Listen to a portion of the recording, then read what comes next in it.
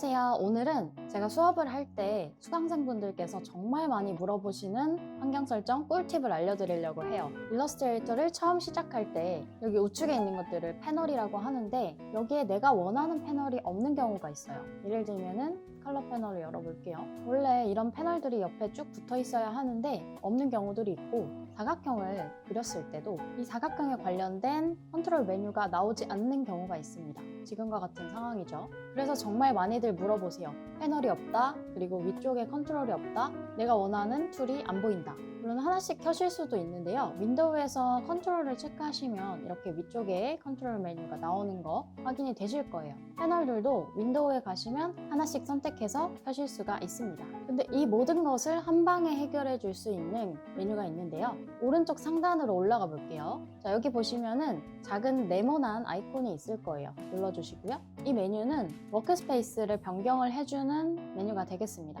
워크스페이스는 우리가 사용하는 이 전체 공간을 이야기를 해요. 워크스페이스라고. 그래서 이와 같이 난감한 상황을 한 번에 해결을 하시려면 메뉴에서 에센셜 클래식을 눌러주시면 되겠습니다. 그러면 왼쪽에 툴도 더 개수가 많아졌고요. 컨트롤도 나오게 되고 전반적으로 많이 쓰는 패널도 여기 오른쪽에 나타나게 되는데요. 다음 패널은 여기 상단에 2개짜리 세모 익스펜드 패널을 눌러주시면 패널이 펼쳐집니다. 이 상태로 사용을 해주시면은 웬만한 패널들과 웬만한 툴들은 다 나와 있기 때문에 작업하는데 어려움이 없이 진행을 하실 수가 있고요. 여기서 제가 추가로 알려드릴 부분이 있는데, 만약에 여기서 내가 자주 쓰지 않는 패널이 있다. 이제 작업을 많이 하시다 보면 자기만의 스타일이 생길 거예요. 패널 정리를 한번 해보도록 할게요.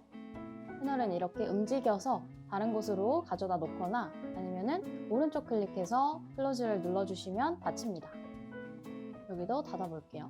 지금 내가 패널을 약간 수정을 했기 때문에 이렇게 수정된 워크스페이스는 더 이상 에센셜 클래식과 똑같지는 않아요. 이 작업 영역, 워크스페이스를 나만의 워크스페이스로 저장을 할 수가 있습니다. 다시 아까 그 버튼을 눌러볼게요. 여기에 보시면은 아래쪽에 New Workspace라는 메뉴가 있을 거예요. 눌러주시고요. 여기서 이름을 지정을 하시면 되겠습니다.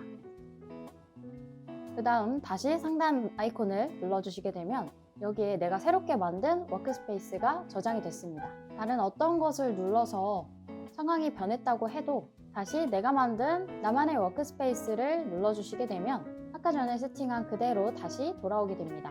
제가 이 부분을 기초 수업할 때마다 말씀을 드리는데도 불구하고 항상 질문이 나오는 부분이라서 이렇게 잠깐 시간을 내서 영상을 제작해 봤습니다. 오늘 영상이 도움이 되셨다면 구독과 좋아요 부탁드릴게요. 그러면 안녕!